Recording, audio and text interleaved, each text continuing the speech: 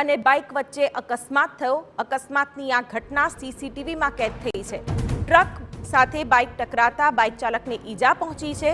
Truck bike સાથે અથડાઈ એ પહેલા બાઇક સ્લીપ થયું અને બાઇક ચાલકનો આ બાદ બચાવ થયો છે। ત્યારે આ દ્રશ્યો જોઈ શકાય છે।